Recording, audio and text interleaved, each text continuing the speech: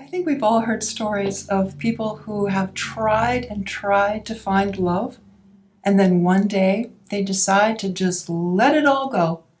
They declare they're going to be single for the rest of their life. And then soon after, they find the perfect partner.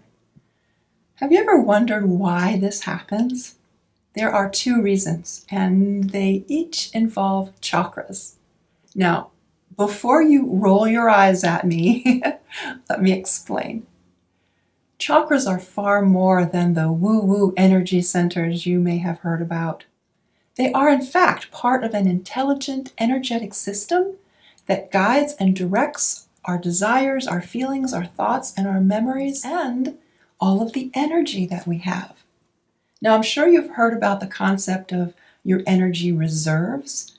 Well, that too is part of the chakra system. It's a specific anatomy called the chakra reservoir.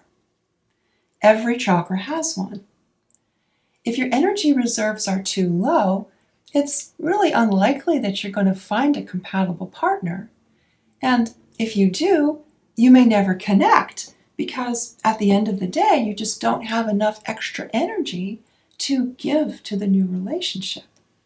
In fact, both individuals need to have a very healthy reserve of energy to maintain the relationship through the honeymoon stage, which requires a lot of energy and attention, and then in the next phase of the relationship where you can meet the challenges of daily living. If you spend all your energy looking for a relationship, then of course you're not going to have enough to store in your reserves. And you're not going to have enough left to sustain one once you find one. So once you stop looking, once you end the search, then you have the ability to fill your reserves. So it's not until you finally give up the search that you're able to fill those reserves and you look and you feel more vital, you have more energy, and potential partners are going to sense that. You're going to be more attractive because of that vitality that you are collecting within yourself. The second reason people tend to find partners once they let go is that their desire no longer works against them. And this also shows up in chakra anatomy, specifically the heart chakra. When you are focusing on your own availability and your desire for a relationship, your energy actually turns inward because, in truth, your attention is on yourself. You want a partner, you want someone to love, you want a relationship, someone to share your life with, you want company. Well, this attitude tends to shorten the heart chakra, and to find a compatible partner, it helps to have a very long and healthy chakra because that portrays the full image and beauty of your energy and who you are and how you think and feel and what you're capable of giving to a relationship. And so when your heart chakra is short, you're only projecting a small piece of yourself. And when it's long, you're projecting the whole of your truth.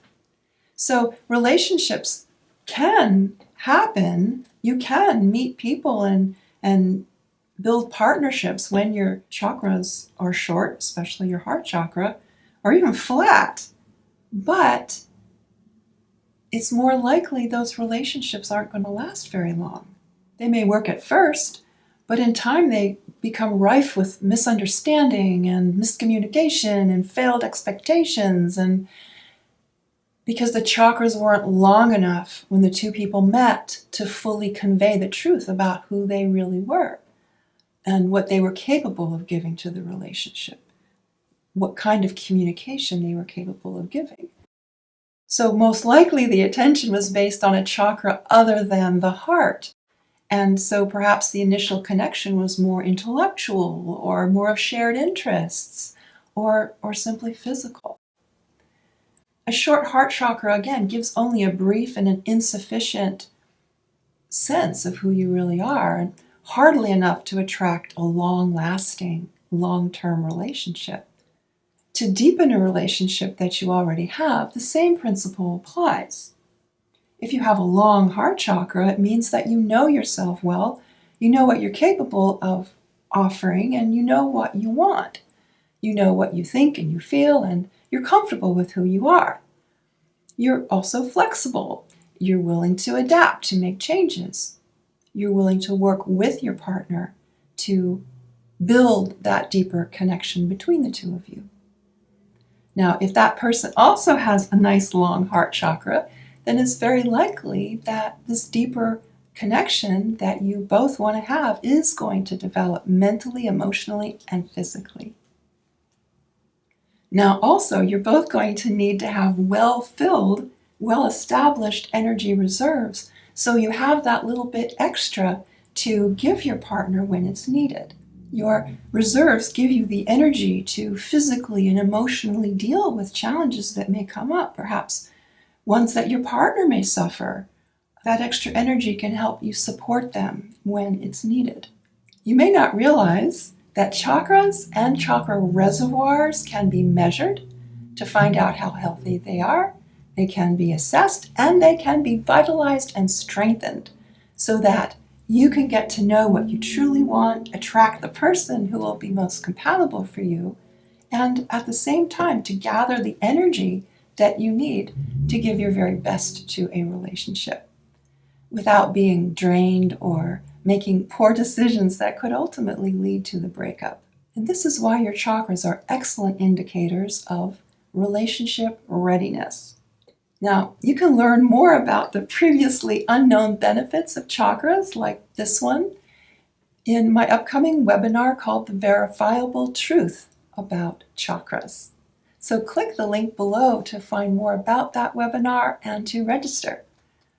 I also want to say that in this video, I have talked about what you need for a relationship, but you can just as easily convert everything that I have been saying into something much more than that. It could be more than just a relationship with a love relationship with a partner. It could be the relationship you have with your children, or a parent, or another person in your life.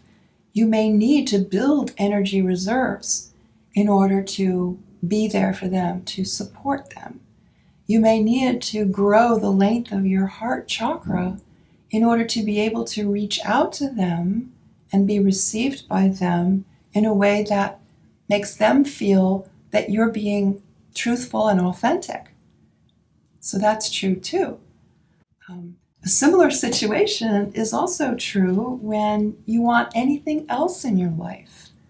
Perhaps you're looking for a new job or a way to truly express yourself in a creative way.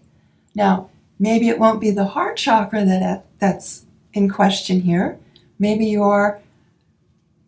if you're looking for a job, it may be your stomach chakra and your ability to express and give yourself in a meaningful way to an employer, or even to build a business on your own.